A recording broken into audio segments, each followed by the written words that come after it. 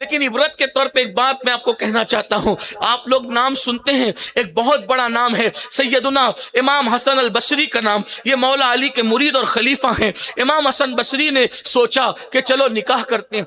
نکاح کرنے کے لیے کوئی خاتون ڈھونڈتے ہیں. کسی نے مشورہ دیا یہ کریں یہ کریں. آپ نے فرمایا نہیں, میں نے نکاح جس سے کرنا ہے میرا انتخاب رابعہ بصری ہے.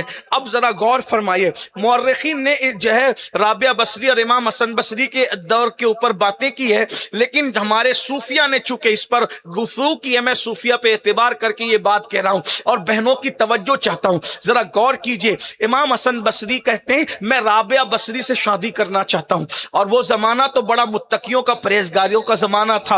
امام حسن بصری اپنے ساتھ ایک دو بندے لے کر رابعہ بصری کے پاس پہنچے کہ چلو نکاح کا پیغام دے دیں. نکاح کا پیغام دینے پردے کے پیچھے کھڑے تھے. کہنے لگے رابعہ ایک بات لے کر کے آئے ہیں. کہا, رابعہ نے کہا بولو. امام تھے نا امام حسن بصری, بڑے صوفیہ, خیر التابعین, سید التابعین, بڑا مقام بڑا مرتبہ آپ کا ہے. مولا علی فرماتے تھے حسن بصری کے ہوتے ہوئے میں کسی کو واض و نصیحت کرنے کی اجازت نہیں دے سکتا. غور کرے کیا ہستی وہ رہی ہوگی. اللہ اکبر. رسول اللہ نے جو جبہ مولا علی کو دیا تھا وہ انہوں نے امام حسن بصری کو عطا فرمایا. غریب نواز کے بھی پیروں کے پیر, غوث پاک کے بھی پیروں کے پیر امام حسن بصری آئے ہیں رابعہ بصری کے بعد. کہنے لگے رابعہ کچھ بات کرنے کا. امام فرمائیے کیا بات ہے. کہا ہم یہ چاہتے ہیں کہ بڑے بڑے خاندان کے لوگ اپنی بیٹیاں دینے تیار ہیں خوبصورت, لیکن ہم تم چاہتے ہیں کہ تم سے نکاح کریں تمہارے تقوی کی بنیاد پہ, پرہیزگاری کی بنیاد پہ. رابعہ بصری نے کہا آپ بڑے امام بڑے بزرگ ہیں, آپ سے کون نکاح نہیں کرے گا حضرت, لیکن میرے کچھ سوالات ہیں.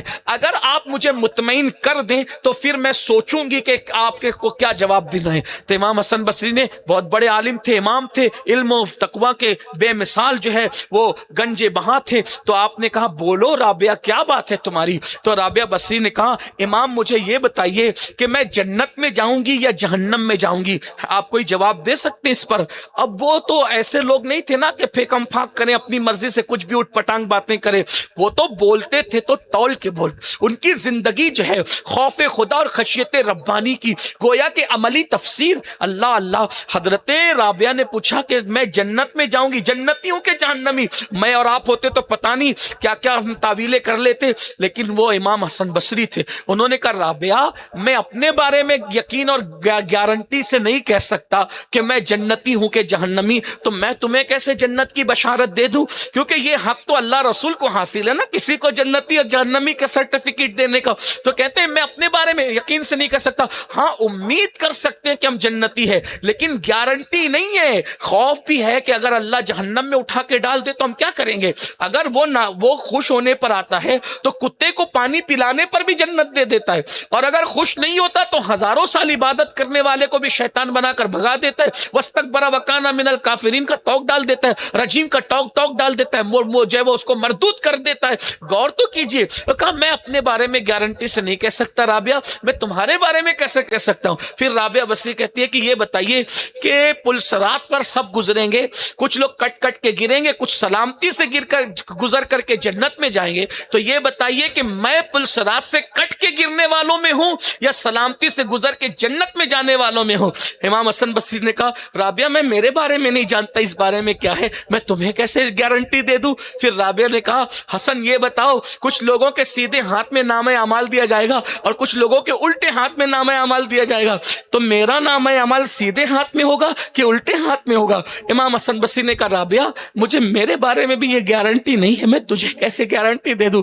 پھر رابعہ نے کہا حسن میرا چوتھا اور آخری سوال ہے, جواب دو. حسن شادی کرنے آئے ہو, نکاح کا پیغام لے کر آئے ہو, حسن یہ بتاؤ کہ میرا خاتمہ ایمان پہ ہوگا یا میں کفر پہ مروں گی. میرا خاتمہ ایمان پہ ہوگا یا میں کفر پہ مروں.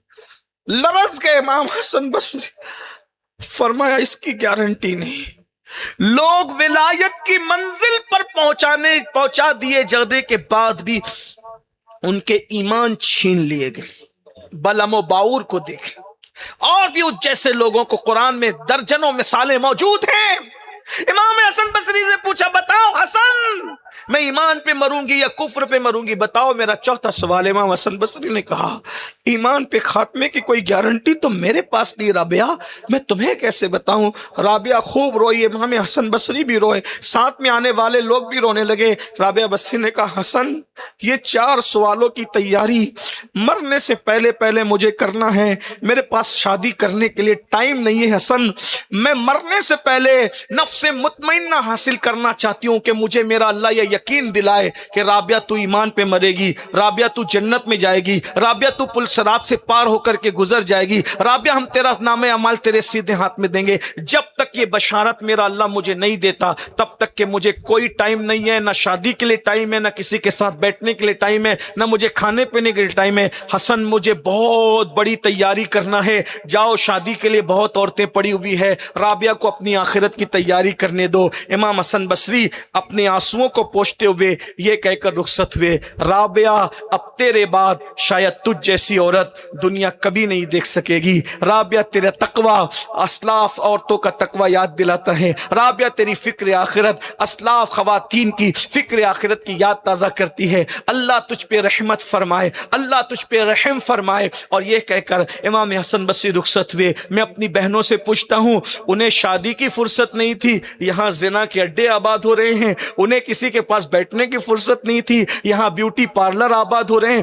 حیرت ہے، جس مذہب نے عورت کو مسجد جانے کی عبادت کے لیے اجازت نہیں دی، وہ عورتیں بے حجاب بے نقاب بیوٹی پارلر تک جا رہی ہے۔ میری بہنوں آؤ اپنی آخرت کی تیاری کر لو۔